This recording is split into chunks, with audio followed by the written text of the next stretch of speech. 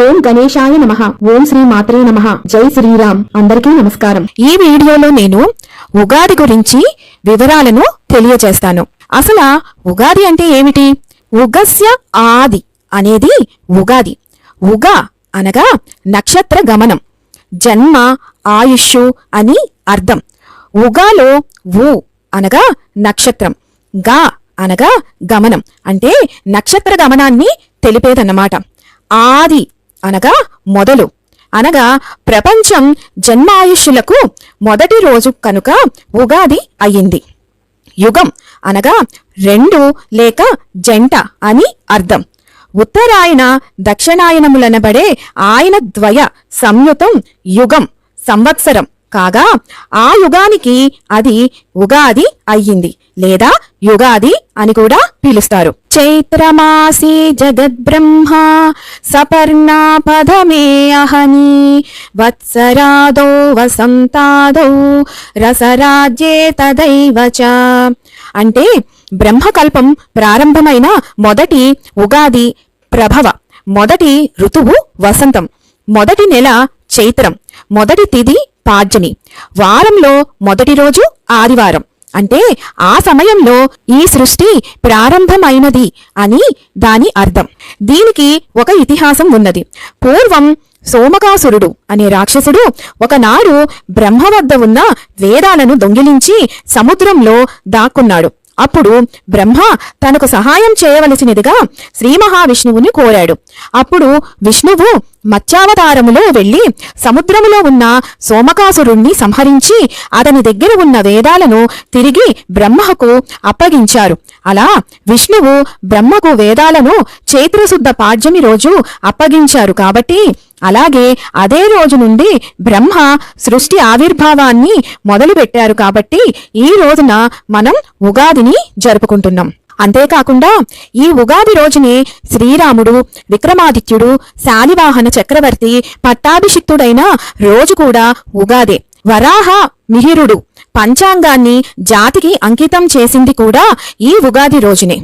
ఇప్పుడు ఉగాది రోజున మనమందరం చేయవలసిన ముఖ్యమైన విధుల గురించి తెలుసుకుందాం.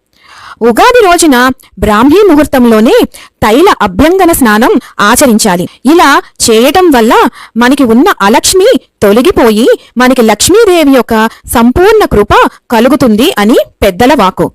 ఆ తరువాత నూతన వస్త్రాలను ధరించాలి. ఆ వస్త్రాలకు అంచు తప్పనిసరిగా ఉండాలి. ఇది ఎందుకు అంటే కొత్త వస్త్రాలలో సమస్త దేవతలు కొలువై ఉంటారంట. ఇది వేదవాకు. ఇలా వేసుకోవడం వలన దేవతల అనుగ్రహం కలిగి దీర్ఘాయువు పొందుతారు. ఇంటిని శుద్ధి చేసుకొని ఇంటి ముందు దేవుని మందిరం ముందు తప్పనిసరిగా ముగ్గు పెట్టుకోవాలి. అలాగే ఇంటి ప్రధాన ద్వారానికి తోరణాలు కట్టాలి. ముఖ్యంగా మామిడాకులు, వేప మండలతోటి కలిపిన తోరణం ఈ రోజున తప్పనిసరిగా కట్టాల్సి ఉంటుంది. ఆ తరువాత తప్పనిసరిగా ఈ రోజున పంచాంగాన్ని మీరు మీ పూజా మందిరంలో పెట్టుకొని పూజించాలి. ఈ రోజునే బ్రహ్మదేవుడు సృష్టి రచనకు శ్రీకారం చుట్టారు. కాబట్టి ఆయనను తప్పనిసరిగా ఈ రోజున పూజించాలి. అలాగే మీ నిత్య పూజలో ఈ రోజున ప్రత్యేకంగా మీ కుల దైవాన్ని పూజించి అర్చించాలి. ఈ రోజున ముఖ్యంగా షడ్రుచుల సమ్మేళనంతో కూడిన ఉగాది పచ్చడి. అబ్దాదౌ నింబకుసుమం శక్కరాంలాగృతైర్యుతం భక్షితం పూర్వయామేస్య తద్వర్షం సౌఖ్యదాయకం. అంటే ఉగాది రోజున షడ్రుచుల సమ్మేళనంతో చేసే ఈ నైవేద్యాన్ని ఆవు నెయ్యి, కొత్త మామిడికాయ, కొత్త బెల్లం, అలాగే కొత్త చింతపండు, ఉప్పు, కారం, ముఖ్యంగా వేప పువ్వు కలిపి ఈ పచ్చడిని దేవుడికి నివేదనం చేయాలి. ఆ తరువాత దానిని కుటుంబ సభ్యులందరితో కలిసి తింటే రాబోయే సంవత్సరం మొత్తం ఆరోగ్యంగా, సౌఖ్యంగా, ప్రశాంతంగా జీవితం సాగిపోతుందని ఈ శ్లోకం యొక్క అర్థం. ఇప్పుడు ఉగాది రోజున ఉగాది పచ్చడి సేవిస్తూ పఠించవలసిన మంత్రం గురించి తెలుసుకుందాం. శతాయు వజ్రదేహాయ సర్వ సంపత్కరాయ చ సర్వారిష్ట వినాశాయ నింబకం దళభక్షణం.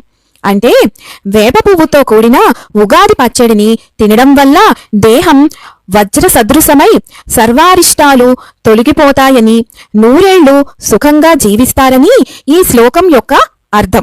ఈ ఉగాది పచ్చడి ఏ సమయంలో స్వీకరిస్తే మనకి అఖండ వైభవం కలుగుతుంది అంటే ఎప్పుడూ కూడా మనం రోజులోని మొదటి జాము అంటే 6 గంటల నుండి 9 గంటల లోపు ఉగాది పచ్చడిని స్వీకరిస్తే చాలా ఉత్తమ ఫలితాలతో పాటు సుఖ సంతోషాలు అఖండ వైభవం అన్నీ కూడా మీకు లభిస్తాయని పండితులు చెబుతున్నారు.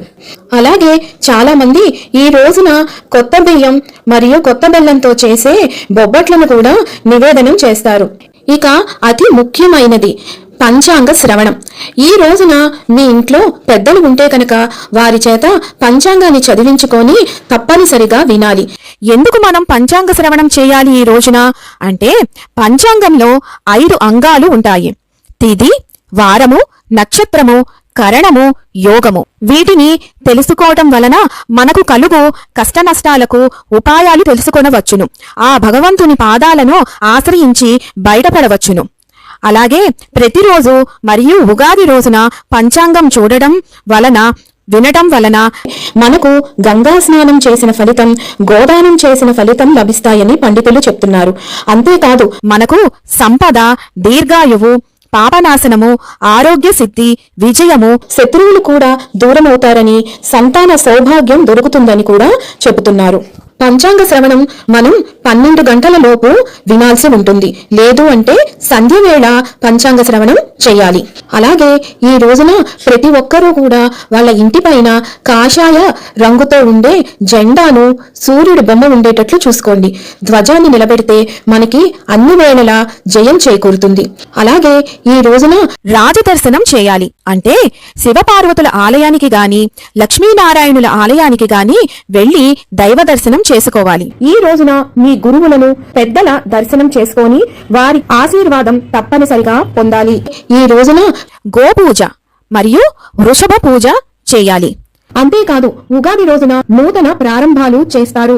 ఈ రోజున చేసే నూతన కార్యక్రమం ఏదైనా సరే చాలా విజయవంతమై ముందుకు దూసుకు వెళతారు. నూతన వ్యాపారం, సినిమా రంగం, గృహప్రవేశం, గృహారంభాలు, షాపు ఓపెనింగ్స్, నూతన దస్త్రాలు, కొత్త పుస్తకాలు ప్రారంభించడం ఇలాంటి పలు కార్యక్రమాలు అన్నీ కూడా ఈ రోజున ప్రారంభించవచ్చును.